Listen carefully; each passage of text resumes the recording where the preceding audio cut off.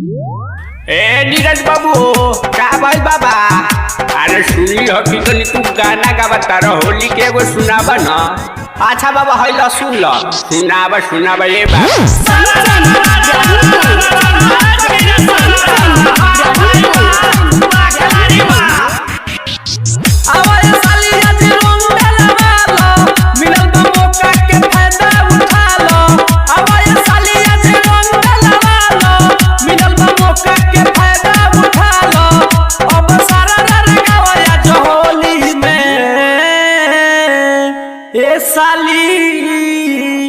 बड़ी छोरहर बारू ए साली बड़ी छोरहर बारू रंग लगाइबे आज चोली में।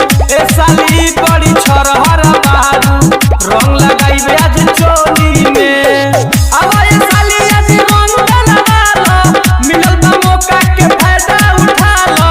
अब ए साली आज रंग लगा लो मिलल बा मौका के फायदा उठा लो। अब सारा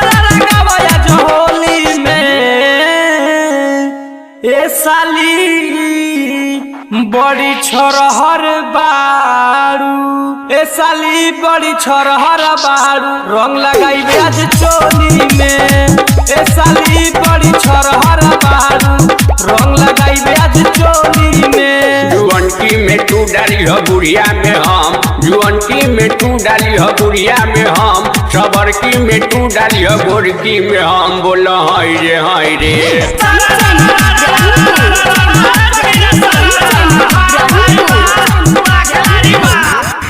जनी मन छछनाव जनी दूरा तू भगाव जनी मन छछनाव जनी दूरा तू भगाव हमके ससुरा बोला के साली आज कर भूड़ दंग तोहे करब हम तंग आज केहू नहीं रोकी साली केहू नहीं रोकी साली।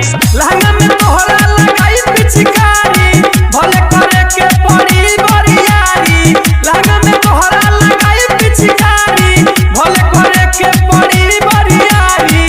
लेके चलो हम तोहरा के टोली में।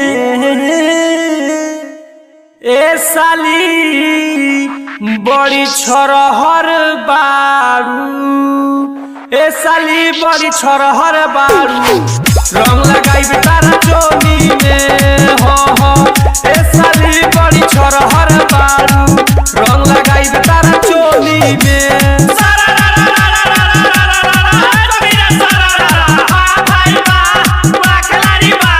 बैगन के चाल देख लालू के हाल छुते ही गोर गाल हो गई लाल बोल हाय रे हाँ रे जवाना।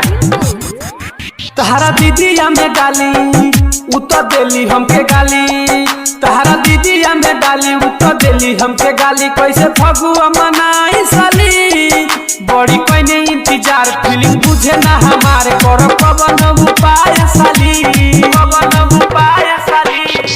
नीरज कुमार मन मोहन आइल रंगे खातिर बड़ा बाबे खखुआइल। नीरज कुमार मन मोहन आइल रंगे खातिर बड़ा बाबे खखुआइल। काहे भागत सखियन के टोली में। ए साली बड़ी छोरहर बारू ए साली बड़ी छोरहर बारू रंग लगाइबे आज चोली में।